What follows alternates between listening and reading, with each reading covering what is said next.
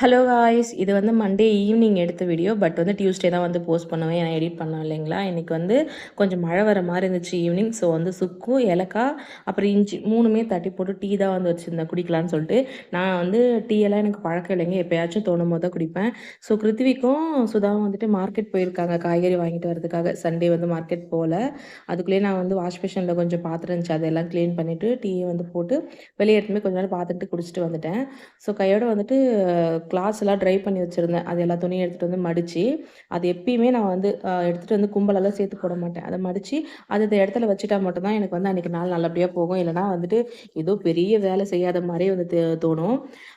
Tuesday July வந்து 8 வந்து என் அக்கா பையனுக்கு வந்து பர்த்டே. பேர் வந்து ஜனா. அவன் இந்த வருஷம் +2.